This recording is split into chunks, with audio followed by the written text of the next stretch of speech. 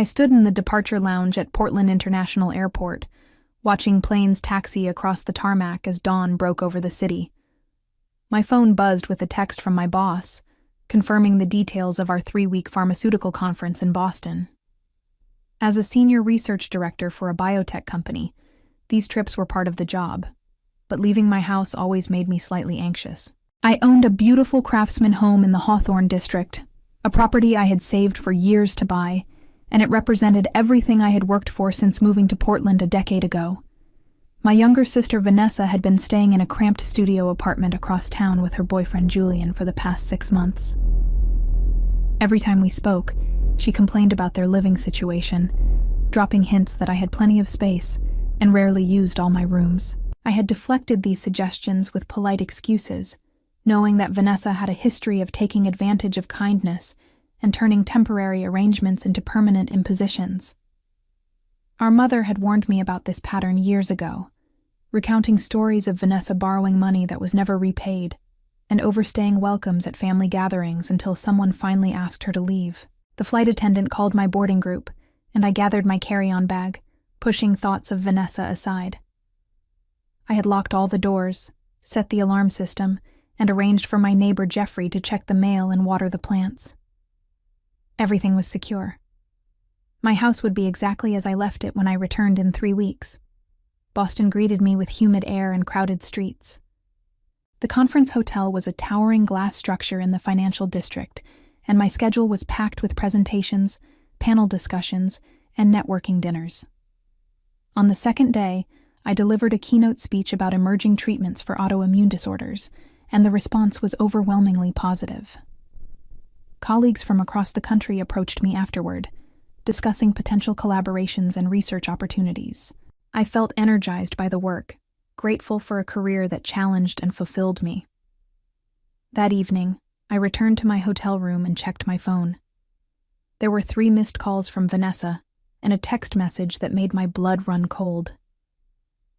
"Hey sis, Julian and I moved into your place today. You are rich and we need a home. I'm sure you don't mind. We brought all our stuff and cleared out some of your old junk to make room. Thanks for being so generous." I read the message 3 times, each word sinking deeper into my consciousness like stones dropping into dark water. My hands trembled as I immediately called Vanessa, but she did not answer. I tried again and again, my anxiety escalating with each unanswered ring. Finally, I called Jeffrey, my neighbor, and asked him to check on my house.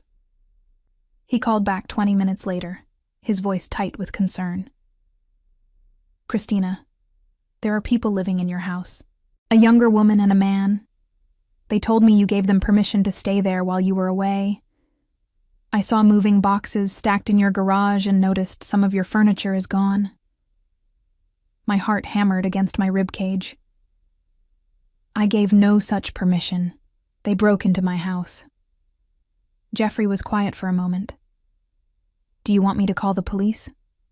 I thought quickly, weighing my options. "Not yet. Let me try to reach Vanessa first. I need to understand what she has done." After we hung up, I sat on the edge of the hotel bed, staring at the city lights beyond my window. Rage and disbelief warred within me. Vanessa had always been impulsive and entitled, but this was a violation I could never have anticipated. She had entered my home without permission, displaced my belongings, and installed herself as though my property was hers to claim. I called her again, and this time she answered, her voice bright and cheerful. "Christina, did you get my message? We're all moved in. The house is perfect." "Vanessa, what the hell are you doing?" My voice was low and controlled, each word deliberate. "You do not have permission to be in my house." She laughed, a dismissive sound that made my jaw clench. "Oh, come on. You're gone for 3 weeks. We were desperate. Our lease ended and we had nowhere else to go. You're hardly ever home anyway, and you have 3 bedrooms. It's not like you're using all that space."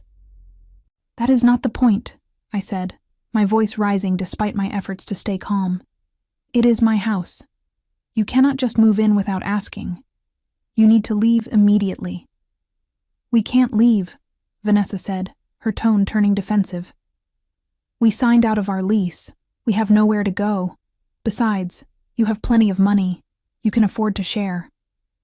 I closed my eyes, trying to process the absurdity of her logic. "Vanessa, I do not care what situation you are in. You broke into my house. That is illegal. If you do not leave, I will call the police." She scoffed. "You would not do that to your own sister. Mom would be so disappointed in you." The mention of our mother stung, but I refused to let Vanessa manipulate me with guilt. "Mom would be disappointed in you for stealing from me. Get out of my house, Vanessa. I mean it." She hung up without another word, and I was left staring at my phone, fury and helplessness washing over me in waves. I called Jeffrey again and asked him to document everything he could see from the outside. He agreed, promising to take photos and keep an eye on the situation. That night, I barely slept. I lay awake in the unfamiliar hotel room, my mind racing through scenarios and consequences. Part of me wanted to fly back to Portland immediately, but I had responsibilities at the conference.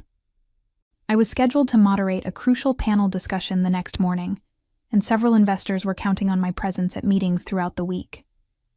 I could not simply abandon my professional obligations, no matter how desperate I felt. The following day, I navigated the conference in a fog of distraction. Between sessions, I called Vanessa repeatedly, but she had stopped answering. I left voicemails demanding that she vacate my property, but my messages went unanswered. I contacted a lawyer in Portland, explaining the situation, and he advised me to file a police report for trespassing and unlawful entry. He also mentioned that eviction proceedings could take weeks, even under these circumstances, because of tenant protection laws. "But they are not tenants," I protested. "They broke into my house without permission." "I understand," he said patiently, "but the law can be complicated. If they establish residency, even without a formal lease, removing them becomes more difficult. You need to act quickly before they can claim squatters' rights." His words sent a chill through me. I thanked him and immediately called the Portland Police Department, filing a report over the phone. The officer I spoke with was sympathetic, but explained that because this was a civil matter involving family, they would need to investigate before taking action. They promised to send someone to check on the property within 48 hours. 2 days passed in agonizing slowness. I attended conference sessions, smiled at networking events, and delivered presentations, all while my mind remained thousands of miles away in Portland. Jeffrey sent me updates and photos. In one image, I saw Vanessa lounging on my porch swing, a glass of wine in her hand, looking completely at ease. Another photo showed Julian carrying my belongings out to the curb in garbage bags. My stomach twisted with nausea at the sight. On the 4th day of the conference, I received a call from an unknown number. I answered cautiously, and a male voice identified himself as Officer Benjamin from the Portland Police Department. "Miss Christina, we visited your property today. Your sister and her boyfriend are indeed occupying the residence. They claim you gave them verbal permission to stay there while you were away." "That is absolutely false," I said, my voice shaking. "I never gave them permission. They broke in." "There is no sign of forced entry," Officer Benjamin said carefully. "Do they have a key to the property?" I hesitated, my mind racing back through recent weeks. Then I remembered. 2 months ago, Vanessa had visited for dinner. I had given her my spare key to let herself in because I was running late from work. She had never returned it. At the time, I had not thought much about it, assuming she had simply forgotten. Now I realized it had been deliberate. "She took my spare key during a previous visit," I explained. "But that does not give her the right to move in without permission." Officer Benjamin sighed. "Unfortunately, without proof of forced entry and given that she has a key, this becomes more complicated. We can document the situation, but you may need to pursue this through civil court. I would recommend filing for an emergency restraining order and starting eviction proceedings immediately." I thanked him and hung up, feeling defeated and furious in equal measure. Vanessa had planned this carefully, taking advantage of my absence and exploiting legal gray areas to establish herself in my home. The realization that my own sister had calculated and executed this betrayal with such precision filled me with a cold, focused anger. That evening, I sat alone in a hotel restaurant, picking at a salad I had no appetite for, and began forming a plan. If Vanessa wanted to play games with property and legality, I would show her exactly what those games look like when someone with resources and determination decided to fight back. I had spent years building my career and my life, and I would not let her destroy it with her entitlement and theft. I called my lawyer again and outlined what I wanted to do. He listened carefully, occasionally interjecting with questions or suggestions. When I finished, he was silent for a long moment before responding. "That is aggressive, but it is legal. Are you certain you want to go this route with your sister?" "She stopped being my sister the moment she broke into my house and threw away my belongings," I said flatly. "I want her to understand that actions have consequences." He agreed to begin the necessary paperwork immediately. Over the next 2 days, while I continued attending the conference, he filed for an emergency restraining order, initiated eviction proceedings, and prepared documentation for a civil lawsuit claiming damages and theft. He also contacted the police to emphasize that I had never given Vanessa or Julian permission to enter or occupy my property. Meanwhile, I reached out to Jeffrey and asked him to continue monitoring the situation. He reported that Vanessa and Julian seemed to be settling in comfortably, hosting friends on my patio and playing loud music late into the evening. Neighbors were beginning to complain, he said, which would work in my favor if the situation escalated. On the 7th day of my trip, I received a text from Vanessa. "Stop being dramatic. We're just borrowing the house for a while. You can afford it." I did not respond. Instead, I forwarded the message to my lawyer as additional evidence of her admission that she had taken unauthorized possession of my property. He confirmed that it strengthened our case and assured me that things were moving forward quickly. The conference finally concluded, and I boarded my flight back to Portland with grim determination. I had 2 more days before I originally planned to return, but I changed my flight to arrive early, wanting to confront the situation directly.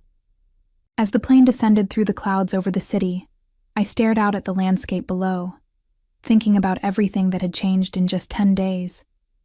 I had always tried to maintain a relationship with Vanessa despite her flaws, believing that family bonds were worth preserving. Our parents had divorced when we were teenagers, and our mother had worked 2 jobs to keep us fed and housed. I had responded by throwing myself into my studies, earning scholarships and building a stable future. Vanessa had responded with resentment, always feeling that life owed her more than she had been given. She cycled through jobs and relationships, blaming others for her failures and expecting family to bail her out when things fell apart. But this was different. This was not borrowing money or asking for a temporary place to stay. This was theft, invasion, and a complete disregard for everything I had worked to build. I had tried to be understanding, tried to help when I could, but Vanessa had mistaken my kindness for weakness. Now she would learn the difference. The plane landed at dusk, and I collected my luggage quickly, eager to see my house and assess the full extent of the damage. I hailed a taxi and gave the driver my address, watching the familiar streets pass by as we drove through the city. When we turned onto my block, my chest tightened with apprehension. The house looked the same from the outside, its pale blue exterior and white trim unchanged. But as I paid the driver and approached the front door, I noticed details that made my anger flare. The porch furniture had been rearranged, and there were empty beer bottles lined up along the railing. My welcome mat was missing, replaced by a garish one with a cartoon cactus that I had never seen before. I unlocked the door with my key and stepped inside, and what I saw made me stop in my tracks. The living room had been completely transformed. My cream-colored sofa was gone, replaced by a sagging brown couch that reeked of cigarette smoke. My bookshelves, which had held carefully curated collections of medical journals and literature, were empty. In their place were cheap particle board shelves stacked with action movies and video games. The walls, which I had painted a soft sage green, were now covered with posters of rock bands and sports teams. I walked through the house in stunned silence, cataloging every violation. In the kitchen, my dishes were piled unwashed in the sink, and the counters were sticky with spills. My dining room table, an antique oak piece I had inherited from my grandmother, was gone. In its place was a flimsy folding table surrounded by mismatched plastic chairs. The bedrooms were even worse. My master bedroom, where I had spent years creating a peaceful sanctuary, had been overtaken by Vanessa's belongings. My bed was still there, but it was unmade and covered with her clothes. My closet had been emptied, and I found garbage bags in the hallway filled with my clothing, some of which had been carelessly damaged. I walked through every room, taking photos with my phone, documenting everything. The guest bedrooms had been similarly invaded, filled with boxes and random items that clearly belonged to Vanessa and Julian. My home office, where I had worked on research papers and grant proposals, had been turned into a storage room, my desk buried under their possessions. In the garage, I found the most heartbreaking discovery. My grandmother's china, my childhood photo albums, my college diplomas, and countless other irreplaceable items had been piled haphazardly in the corner, some broken, some water-damaged. They had treated my life like trash, discarding what mattered to me to make room for their chaos. I stood in the garage, surrounded by the remnants of my carefully built life, and felt something inside me harden into cold resolve. Vanessa was not here. Neither was Julian. According to Jeffrey, they often left for hours during the day, treating my house like a hotel. They could come and go from as they pleased. I returned to the living room and sat on their ugly couch, ignoring the smell, and called my lawyer. When he answered, I spoke with icy calm. I am back in Portland. I am in my house. It is worse than I imagined. I want to move forward with everything we discussed. No mercy. He assured me that the paperwork was ready and that we could proceed immediately. He had already scheduled a court hearing for the emergency restraining order and eviction notice for the following afternoon. The judge, he explained, had reviewed the preliminary evidence and was prepared to expedite the case given the circumstances. I thanked him and hung up, then sat in silence, listening to the unfamiliar creaks and sounds of my violated home. An hour later, I heard a car pull into the driveway. Voices floated through the front door, laughing and carefree.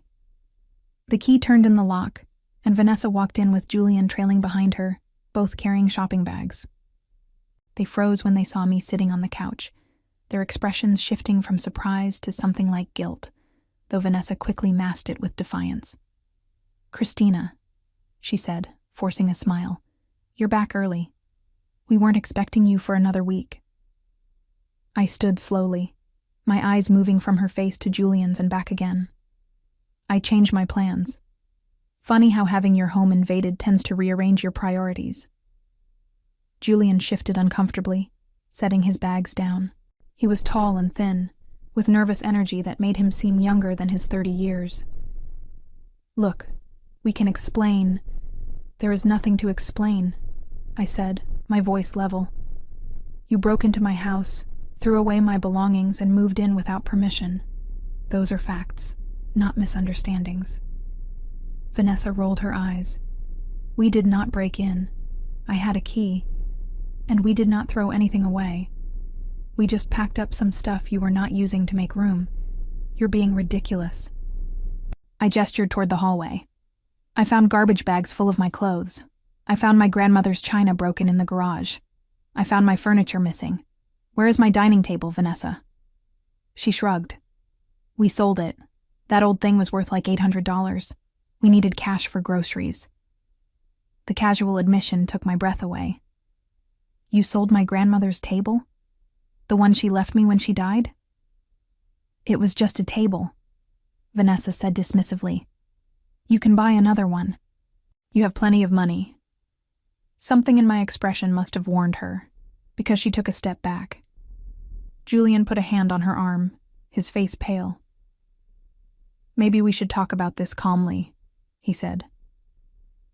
"There is nothing to talk about," I said. "You are both going to leave my house right now tonight. Pack your things and get out." Vanessa laughed, a sharp, bitter sound. "We're not going anywhere. We live here now. You can't just kick us out." I pulled out my phone and showed her the screen, where I had opened the email from my lawyer containing copies of the legal documents. "Actually, I can. I have filed for an emergency restraining order and eviction proceedings. There is a court hearing tomorrow afternoon. The police have documented your unauthorized entry. You have no legal right to be here, and if you do not leave voluntarily tonight, I will call the police and have you removed." Vanessa's face flushed red. "You wouldn't. You're my sister." "You stopped being my sister when you stole from me," I said coldly. "You have 1 hour to pack whatever belongs to you and leave. Anything of mine that you have damaged or sold, I will be suing you for in civil court. That includes the table, the furniture, and every single item I can document." Julian tugged at Vanessa's arm. "Come on, we should go. This isn't worth it." But Vanessa shook him off, her eyes blazing with fury. "This is so typical of you, Christina. Always thinking you're better than everyone else. Always lording your success over the rest of us. I needed help and you weren't here, so I took what I needed. Family is supposed to help each other." "Help is something you ask for," I said. "This is theft, and you are going to face the consequences." She opened her mouth to respond, but I held up my hand. 59 minutes now. I suggest you start packing." For a moment, I thought she might refuse, might escalate the confrontation into something physical. But Julian pulled her toward the hallway, whispering urgently in her ear. They disappeared into the master bedroom, and I heard the sounds of frantic movement, drawers slamming and angry muttering. I sat back down on the couch and called Jeffrey, asking him to come over as a witness. He arrived within 10 minutes, his elderly face creased with concern. "Are you all right?" he asked. "I will be," I said. "Thank you for everything you have done. I could not have managed this without your help." He nodded and took a seat in the kitchen, positioning himself where he could see the hallway. The next hour passed in tense silence, broken only by the sounds of Vanessa and Julian gathering their belongings. They made multiple trips to their car, loading boxes and bags with aggressive thuds and slams. Vanessa shot me venomous looks each time she passed through the living room, but she did not speak. Finally, Julian appeared in the doorway, his arms full of the last boxes. "We're leaving," he said quietly. "But this isn't over." "You are right," I said. "I will see you in court." Vanessa emerged behind him, her face tear-streaked and furious. "I hope you're happy," she spat. "I hope you enjoy your perfect little life in your perfect little house. You always were selfish." I stood and walked to the door, holding it open. "Goodbye, Vanessa." She stalked past me without another word, and Julian followed, avoiding my eyes. I watched them load the final boxes into their battered sedan and drive away, their taillights disappearing into the darkness. Only then did I close and lock the door, setting the deadbolt and the chain. Jeffrey stood and put a gentle hand on my shoulder. "You did the right thing," he said. "I know," I said, though my voice trembled slightly. "Thank you for being here." After he left, I walked through the house again, this time with cleaning supplies and trash bags. I worked through the night, scrubbing surfaces, throwing away garbage, and beginning the process of reclaiming my space. Every corner I cleaned felt like a small victory, a step toward restoration. By dawn, the house was at least sanitary, though it would take weeks to fully repair the damage and replace what had been stolen or destroyed. I slept for a few hours, then showered and dressed in a sharp navy suit for the court hearing. My lawyer met me at the courthouse, reviewing the documentation one final time before we entered the courtroom. Vanessa and Julian were already there, sitting in the back row with a court-appointed mediator, who had attempted to negotiate a settlement before the hearing. I had refused all settlement offers. This was not about money or compromise. This was about accountability. The judge, a stern woman in her 60s named Judge Patricia, called the case and reviewed the evidence. My lawyer presented the police report, the photos of the damage, Jeffrey's testimony, and copies of Vanessa's text messages admitting to taking possession of my house without permission. Vanessa's court-appointed representative argued that it was a family dispute and that I was being vindictive, but Judge Patricia's expression made it clear she was not swayed. "Miss Vanessa," the judge said, looking over her glasses at my sister, "you entered your sister's property without explicit permission, removed and sold her belongings, and caused substantial damage. The fact that you are related does not exempt you from the law. I am granting the emergency restraining order, which prohibits you from coming within 500 feet of the property or contacting Miss Christina directly. I am also ordering immediate eviction, effective as of this moment, and ruling that you are responsible for restitution for all documented damages." Vanessa's face crumpled. "But we already left. We don't have anywhere to go." "That is not the court's concern," Judge Patricia said firmly. "You should have considered the consequences before you broke into someone's home. This hearing is adjourned." The gavel struck, and I felt a wave of vindication wash over me. Vanessa turned to glare at me, tears streaming down her face, but I met her gaze without flinching. Julian put his arm around her and led her out of the courtroom, and I watched them go with no sympathy. Outside, my lawyer shook my hand. "The civil suit for damages will proceed separately, but this is a strong foundation. You should be able to recover costs for everything they destroyed or sold." I thanked him and walked to my car, feeling lighter than I had in weeks. The legal victory was satisfying, but it was only the beginning. I had also taken additional steps that Vanessa did not yet know about, steps that would ensure she understood the full weight of her actions. During my final days in Boston, while coordinating with my lawyer, I had also contacted our mother. The conversation had been difficult.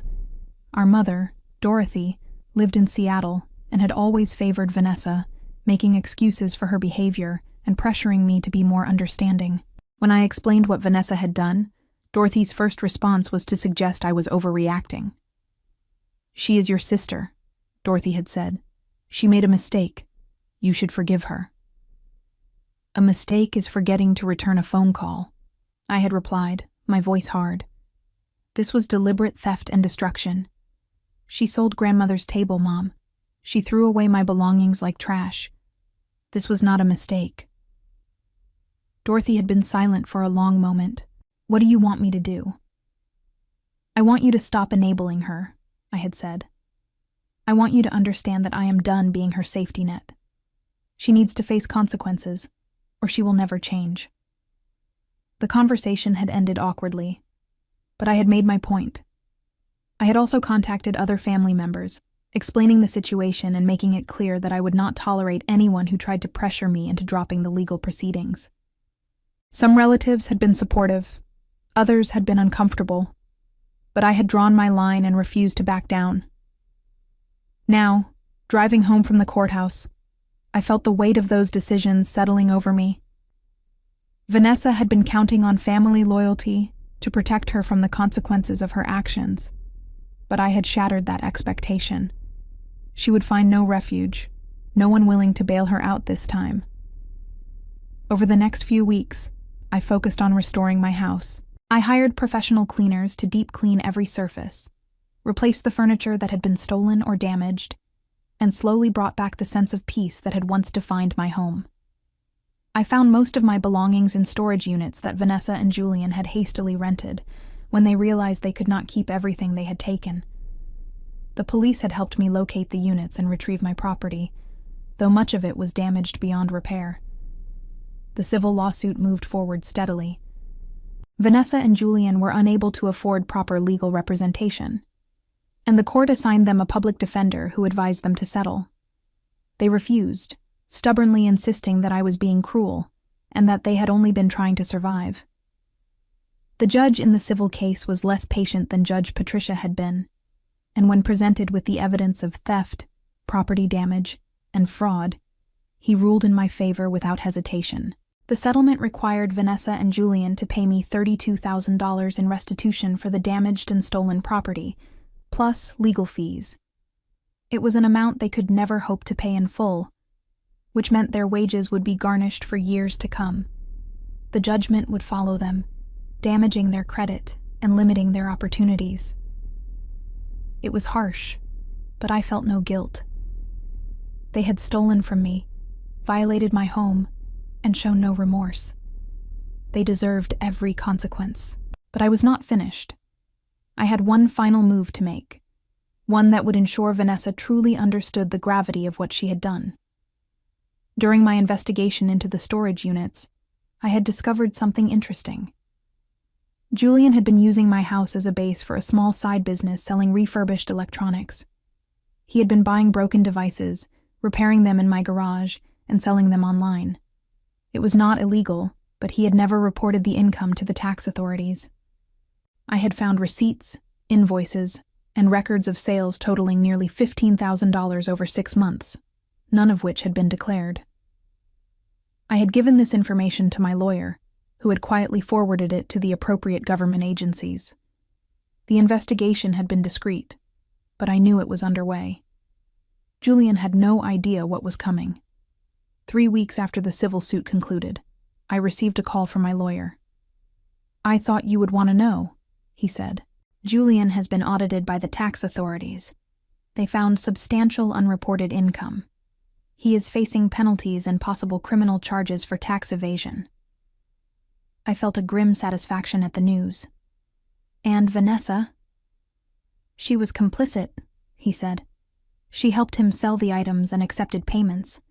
She is also under investigation." I thanked him and hung up, then sat in my newly restored living room, looking around at the space I had fought so hard to reclaim. The house was mine again, but it felt different now. The violation had left invisible scars, a lingering sense of unease that I knew would take time to fully heal. Still, I had won. I had taken back what was mine, and I had ensured that Vanessa and Julian faced real consequences for their actions. It was not about revenge, I told myself. It was about justice. But late at night, when I lay in bed staring at the ceiling, I wondered if that was entirely true. There was a part of me that had enjoyed watching Vanessa's face crumple in the courtroom, that had felt a cold satisfaction when I learned about the tax investigation. I had always been the responsible one, the one who followed the rules and worked hard for everything I achieved. Vanessa had always taken shortcuts, always expected the world to accommodate her. This time, the world had said no, and I had been the one to make it happen. 2 months after the eviction, I received a voicemail from Vanessa. Her voice was small and defeated, lacking the bravado and entitlement that had defined her for so long. "Christina," she said, "I know you probably won't listen to this, but I need to say it anyway. I'm sorry. I was desperate and stupid, and I thought you wouldn't care because you have so much. I didn't think about how much I was hurting you. Julian and I are living in a motel now, and we're both working extra shifts to try to pay off the judgment. The tax thing is a nightmare. I don't know how we're going to get through this. I just wanted you to know that I'm sorry. I don't expect you to forgive me. I just needed to say it." I listened to the message twice, then deleted it. Her apology was too little, too late. She had not been sorry when she was throwing away my belongings or selling my grandmother's table. She was only sorry now because she was facing consequences. That was not real remorse. That was self-pity. I blocked her number and moved on with my life. I threw myself back into my work, taking on additional research projects and mentoring junior colleagues. I began dating again, tentatively at first, then with more confidence. I hosted dinner parties at my restored house, filling the rooms with laughter and conversation, replacing the bad memories with new, better ones. One evening, 6 months after the eviction, I sat on my porch swing with a glass of wine, watching the sunset paint the sky in shades of orange and pink. Jeffrey walked over from his yard, waving hello, and I invited him to join me. "You seem happy," he observed, settling into the chair beside me. "I am," I said, and realized it was true. It took a while, but I feel like I've finally reclaimed this place. It's mine again. He nodded, sipping his own drink. "What happened with your sister? Have you heard from her?" "She left a voicemail a few months ago," I said. "An apology, I think. I deleted it." Jeffrey was quiet for a moment. "Do you think you'll ever forgive her?" I considered the question carefully. "I don't know. Maybe someday if she truly changes. But forgiveness doesn't mean forgetting what happened or letting her back into my life. She proved that I can't trust her. That's not something that can be easily repaired." "That's fair," he said. "You did what you had to do." "I did," I agreed. "And I would do it again." We sat in comfortable silence as darkness fell, and I felt a sense of peace settle over me. My sister had tried to take everything I had built, and I had fought back with every resource at my disposal. I had been ruthless, perhaps, but I had been right. Some boundaries could not be crossed without consequences, and some betrayals could not be forgiven. The months rolled forward, and I settled into a new rhythm of life. My career continued to flourish as I published 2 groundbreaking papers on autoimmune research that attracted attention from major pharmaceutical companies. One morning in early spring, nearly 8 months after the eviction, I received an unexpected call from a colleague named Patricia, who worked in Seattle. We had collaborated on a research project years ago and maintained a friendly professional relationship. "Christina," she said, her voice carrying an odd mixture of excitement and hesitation. "I need to tell you something. I wasn't sure if I should, but I think you deserve to know. Your sister Vanessa applied for a job at my hospital. She listed you as a reference." I felt my grip tighten on the phone. "She did what?" Patricia continued carefully. "She applied for an administrative position in our billing department. When I saw your name on her application, I was surprised. Given your reputation, I assumed you two were close. But something felt off about the way she described your relationship. I decided to call you directly before proceeding with her application." My mind raced through the implications. Vanessa had not only used my name without permission, but she had presumably lied about our relationship to make herself appear more credible. It was another violation, another attempt to exploit our connection for her own benefit. "Patricia, I appreciate you calling," I said slowly. "Vanessa and I are estranged. She broke into my home while I was traveling for work, destroyed my property, and I had to pursue legal action to remove her. There was a court judgment against her for damages. I would not recommend her for any position, and I certainly never gave her permission to use me as a reference." The silence on the other end lasted several seconds. "I see," Patricia finally said. "Thank you for being honest with me. I'll make sure her application is rejected and note that she provided false information." After we hung up, I sat at my kitchen table, staring at my coffee as it grew cold. Vanessa had learned nothing. Despite everything that had happened, despite the legal judgments and the financial consequences, she was still trying to manipulate situations to her advantage, still using connections she had no right to claim. The discovery reignited the anger I had worked so hard to move past. I called my lawyer and informed him about Vanessa's fraudulent use of my name as a reference. He listened carefully and then said, "This could be considered identity fraud, especially if she's been doing this with multiple applications. It might be worth investigating further." "Do it," I said without hesitation. "I want to know everywhere she has used my name, and I want documentation of every instance." Over the next 2 weeks, my lawyer hired a private investigator who discovered that Vanessa had listed me as a reference on 7 different job applications over the past 6 months. Some employers had never bothered to check references. Others had called the general number for my company and been told I did not know anyone by that name seeking employment verification. But several had simply accepted her word, and she had nearly secured 2 positions based partially on the false prestige of having me as a reference. Armed with this information, my lawyer sent cease and desist letters to Vanessa, warning her that any further unauthorized use of my name would result in additional legal action. We also contacted each employer she had applied to, informing them of the fraudulent references. 2 companies that had been considering her for positions immediately withdrew their offers. I felt a savage satisfaction at this development. Vanessa had not simply made one terrible mistake with my house. She was continuing to try to profit from her connection to me, showing a pattern of entitlement and deception that justified every harsh measure I had taken. But the situation took an unexpected turn when I received a call from my mother. Dorothy's voice was strained and accusatory when I answered. "Christina, what are you doing to your sister? She called me in tears yesterday. She said you're destroying her life, that you won't let her move on." I took a deep breath, forcing myself to remain calm. "I am not destroying her life, Mom. She destroyed her own life with her choices.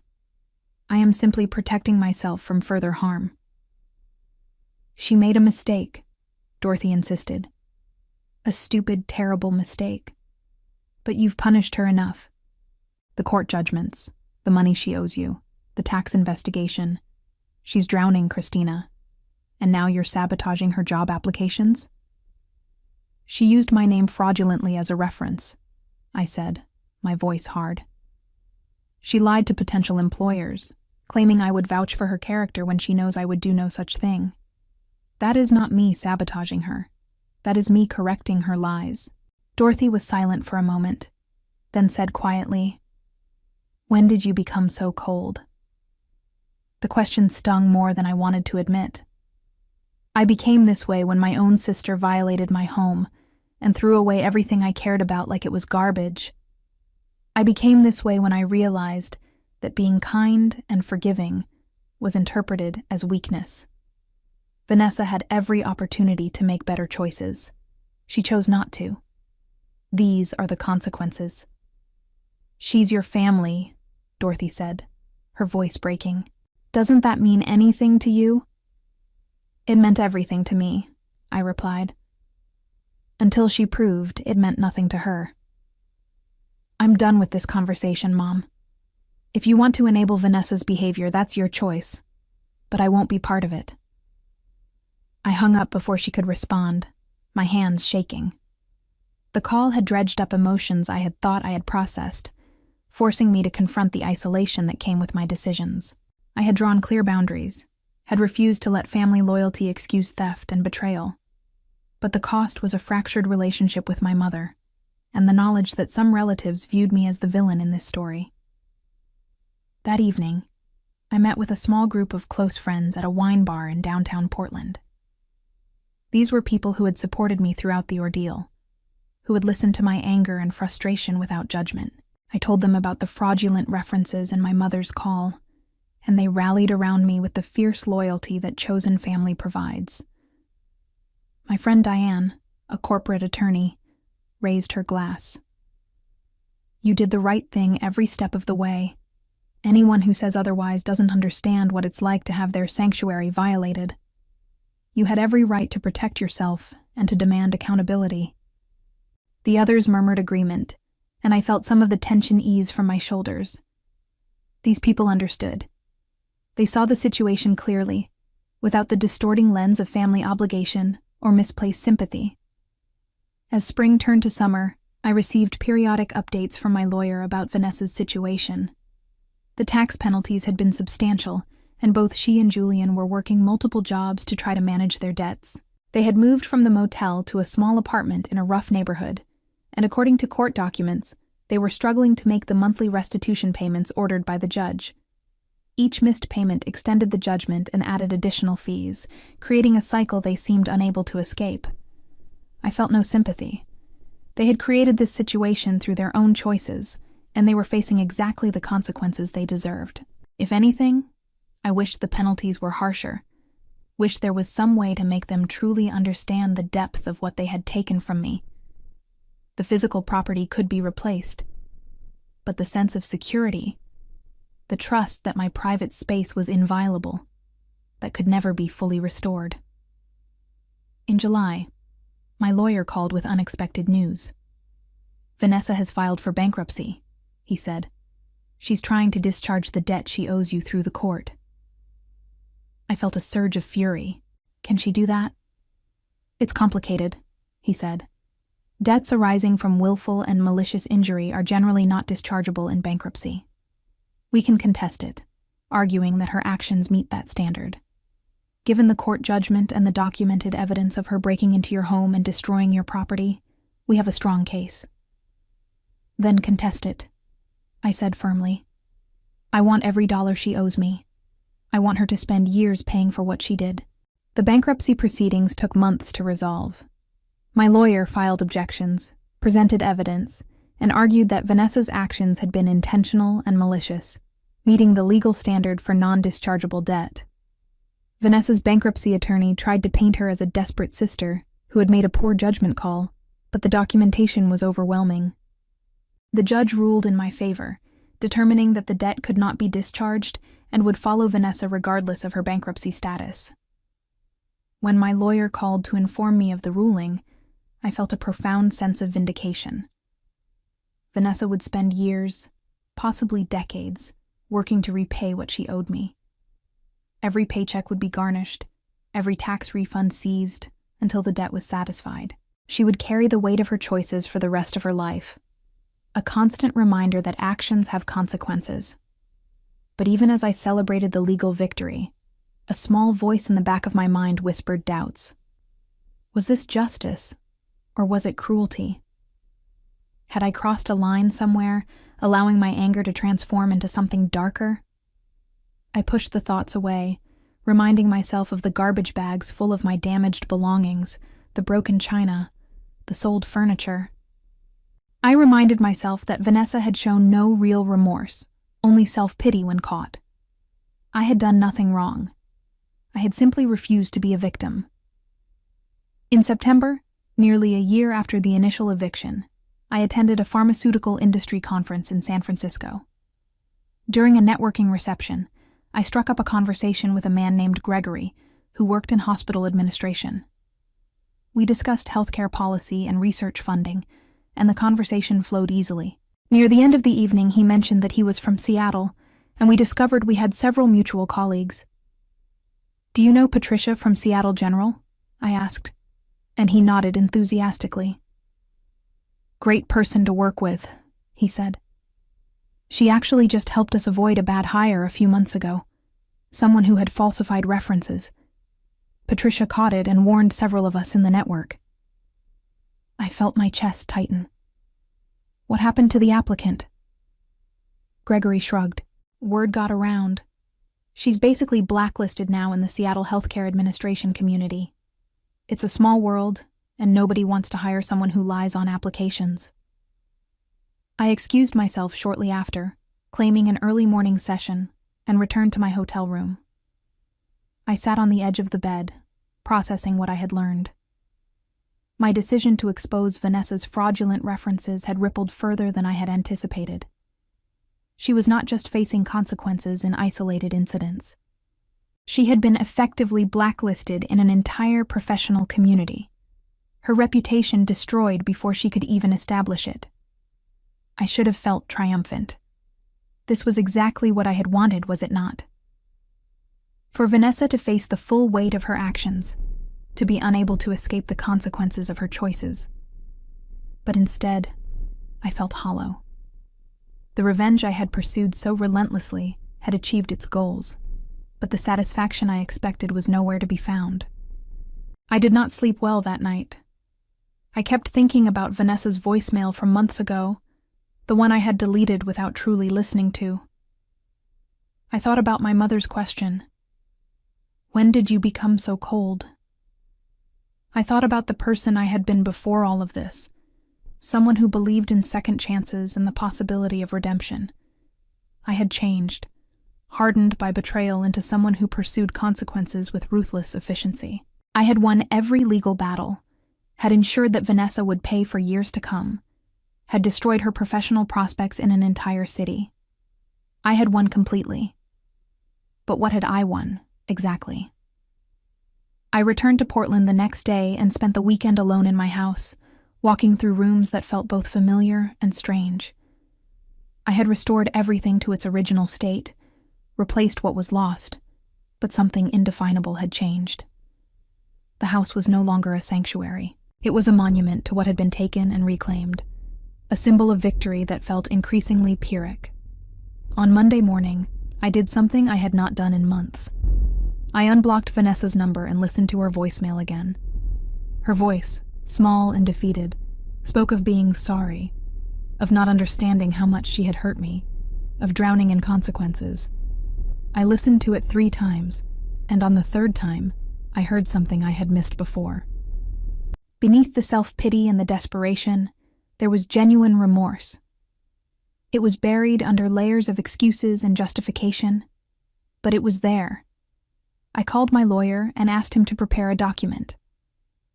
I want to restructure the restitution agreement, I said.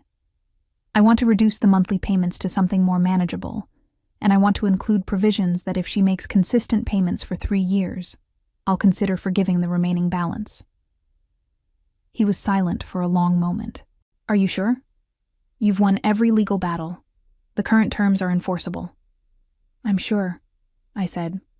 Send the proposal to her attorney. Make it clear that this is a one-time offer. If she accepts and then violates the terms, the original judgment is reinstated in full, with no further opportunities for modification. The document was prepared and sent. 2 weeks later, I received a response. Vanessa had accepted the terms. Included with the legal documents was a handwritten letter. I almost threw it away without reading it, but something made me open it. The letter was 2 pages long, written in Vanessa's messy handwriting. It was not eloquent or particularly insightful, but it was honest. She wrote about her jealousy of my success, her resentment at always being the struggling younger sister, her desperation when their lease ended and they had nowhere to go. She wrote about making terrible choices in a moment of panic, convincing herself that I would not really care because I had so much. She wrote about understanding now, too late, what she had destroyed. She wrote about the crushing weight of the consequences, how every garnished paycheck and rejected job application reminded her of what she had done. She wrote that she did not expect forgiveness, but that she wanted me to know she finally understood. I read the letter twice, then folded it carefully and put it in a drawer. I did not respond. I was not ready for reconciliation. Might never be ready. But I could acknowledge that she was finally facing reality. The consequences I had so carefully constructed had done their work.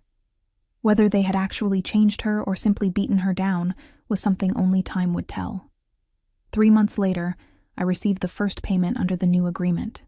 It arrived on time, along with a brief note thanking me for the restructured terms. The following month, another payment arrived, again on time, and the month after that. Vanessa was meeting her obligations, slowly rebuilding some small measure of credibility. I continued with my life, achieving new milestones in my career and deepening friendships with people who valued honesty and integrity. My relationship with my mother remained strained but civil. We spoke occasionally, carefully avoiding topics that might reignite old arguments. She never apologized for defending Vanessa, and I never apologized for protecting myself. Some wounds, it seemed, would never fully heal. 2 years after the eviction, on a cold December evening, I was leaving my office when I saw someone standing near my car in the parking garage. My heart jumped, and my hand moved instinctively toward my phone, ready to call security. Then I recognized the figure. It was Vanessa. She looked different. Thinner, tired, with lines around her eyes that had not been there before. She held up her hands when she saw my reaction. "I'm not here to cause trouble," she said quickly. "I just wanted to talk to you. Just for a minute." I considered getting in my car and driving away. I considered calling security anyway. But something in her posture, defeated and humble, made me stay. "What do you want?" "I wanted to thank you," she said, and the words seemed to cost her something. "For the restructured payment plan. I know you didn't have to do that. I've been making the payments on time. I'll keep making them. And I wanted you to know that I've been in therapy, trying to understand why I did what I did, trying to be a better person. I know it's too late to fix things between us. I know you'll never trust me again. But I wanted you to know that I'm trying to change." I looked at her for a long moment, searching for signs of manipulation or dishonesty. I found only exhaustion and what appeared to be genuine humility. "I hope you succeed," I said finally. "Not for me, but for yourself." She nodded, blinking back tears. "I really am sorry, Christina. For everything. I know saying it doesn't fix anything. But it's true."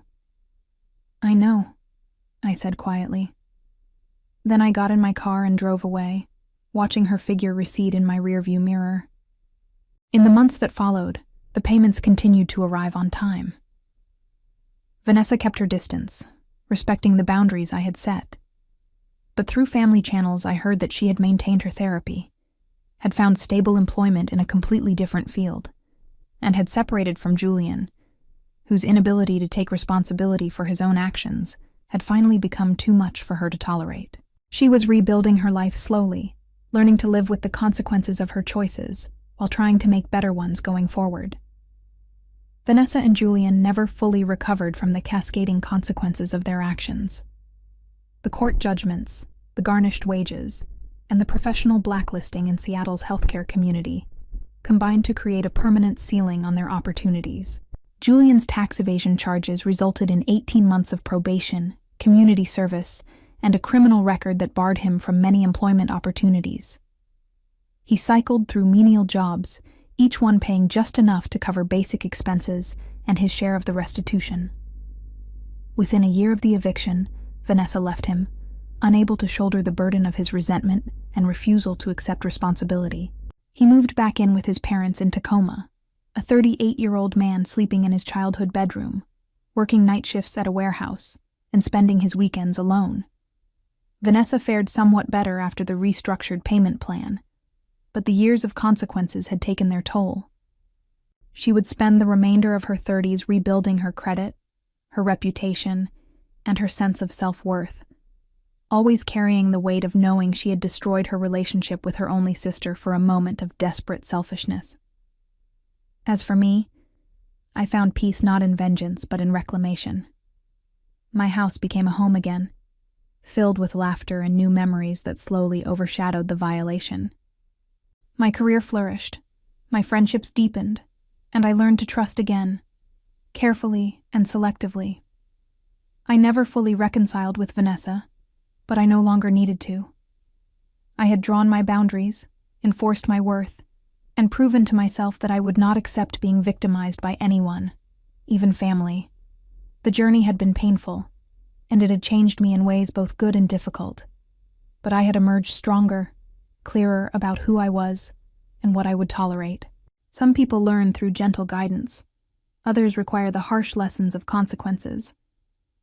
I had provided those lessons without mercy, and though the cost had been a fractured family, I did not regret ensuring that my sister finally understood the weight of her actions. Looking back, I realized that sometimes the most loving thing you can do is refuse to enable someone's worst impulses, even when that refusal feels like cruelty.